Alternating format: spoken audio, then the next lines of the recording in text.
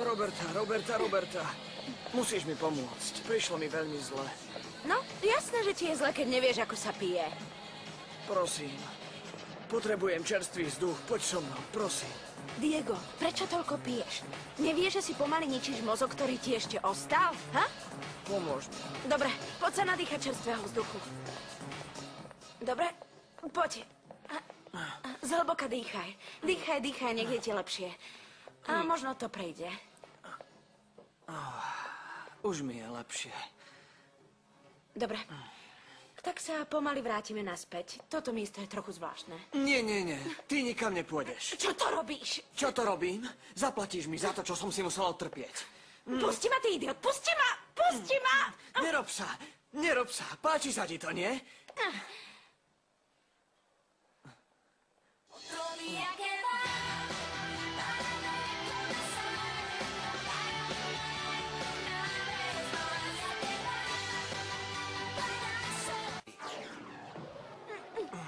Pusti ma, idiot! Je mi z teba zle, nenávidím ťa!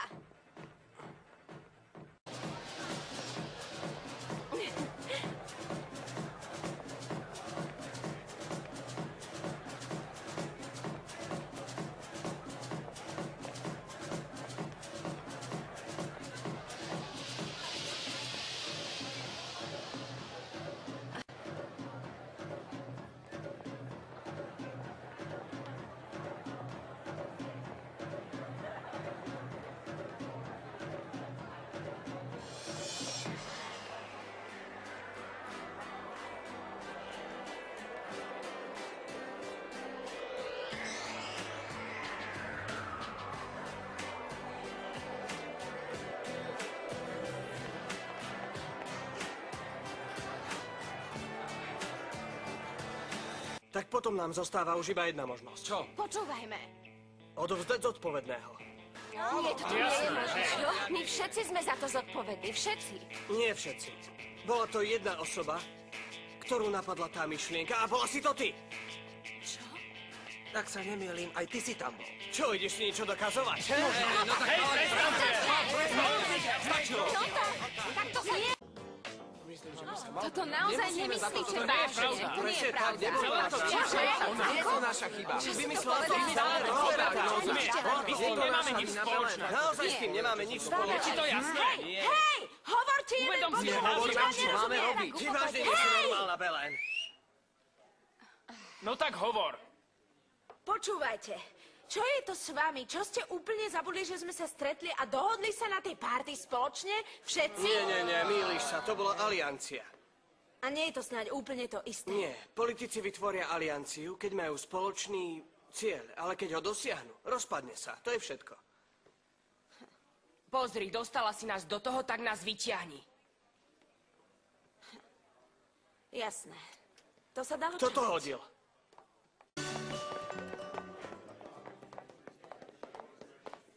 Pozri sa, Diego. Krásny víkend, chlapče.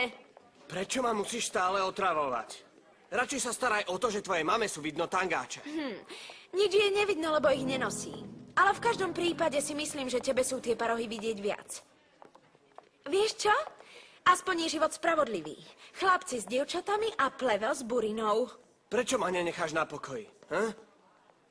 Vieš, Diego, ešte pred chvíľou som ťa nenávidela. Ale teraz mi ťa je úprimne ľúto. Paroháčik?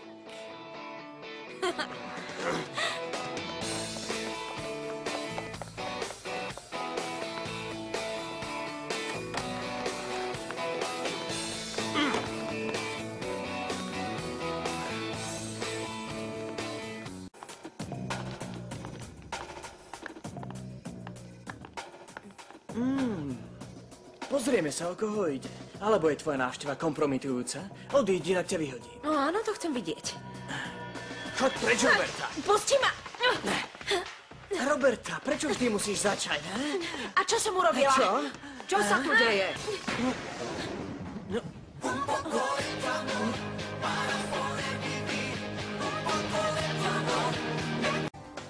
Čo sa to tu deje? Poznáte pravidlá inštitúcie a viete, že toto je zakázané. Kategoricky zakázané. Ale ja som nebol... Nie, on nie, ani ja nie. Vlastne žiaden z nás dvoch nechce, ale nemôžeme si pomôcť. Keď to je taká príťažlivosť, ktorú cítime, naozaj jedna iskra, vzblkneme a preto sa radšej vzájomne vyhýbame. Pochopte to, prosím vás v mene oboch, aby ste nám prepáčili. Na náš vek nám veľmi nepomáha sa ovládať. Dobre, rozumiem tomu, ale vy... Diego, si myslíte to isté, čo ona?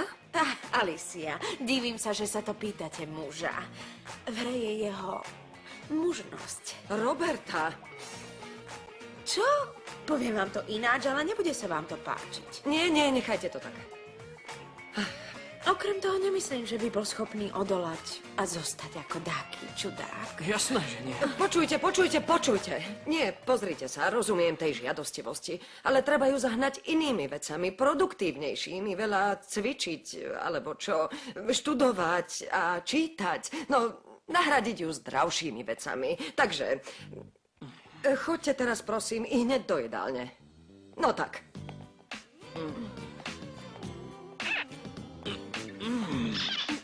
Moment! Radšej vás odprevadím, nech nejaká iskra nespôsobí požiar. No. Cítim sa ako... Voluješ. Čo chceš? Giovanni, máš nejaký problém s Robertou? Nie. Iker, Jack? Nie. Žiaden. Buď pokojná. Super, tak prečo sa neuhneš? Lebo nechcem. Čo ti je? Nestačilo ti minulú noc a chceš, aby som ťa znovu poboskala? Ty si ju včera mal? Ty buď ticho, idiot. Giovanni, nič ti neušlo. Mne sa páčia dievčatá, nie kamionistky, a to viete. Takže ty chceš, aby po tebe prešiel kamión ako ja, môj zlatý? Presne. Na to zabudni, som pre teba pristará. Chceš, aby som ťa znovu poboskala? Uhnite, chcem prejsť. A tento čo, potrebuje pomôcť, alebo čo mu chýba, ha? No tak do toho, poďme. Maj sa, Heidi. Roberta, Každý Počúvaj pekne po svojom, treba sa... viem, že niečo skrývaš. A skôr či neskôr to zistím. Už sa bojím, pozri, ako sa trasiem. Roberta, viem, že sa s niekým skrývaš a bude to ten šušeň, čo ma udrel. Prestaň už toľko šňupať, kamoš. Lebo vieš čo? Zlatko, drogy a alkohol sú fakt škodlivé. Ubližujú ti.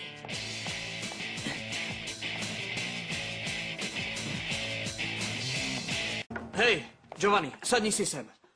Tam sedí Tomas, nie? Sedel. Kedysi. Dobre?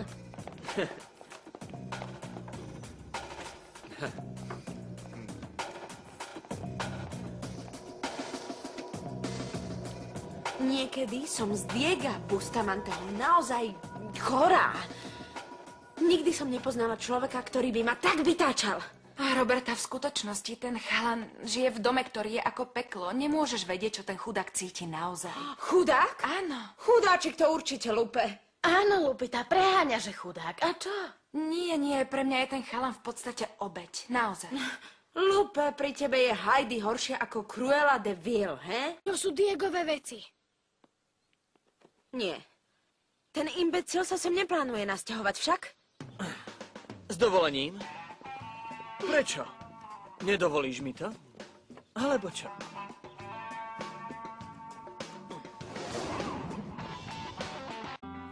Toto miesto je pre mňa ideálne. Možno, ale toto je môj dom. Chceš povedať tvoj útulok? No tak, nechaj to radšej na mňa, Marcelino. Roberta, krásna Roberta, vysvetlí tomu trpaslíkovi, že aj ty, aj on musíte robiť, čo poviem. Nech sa už ukľudní.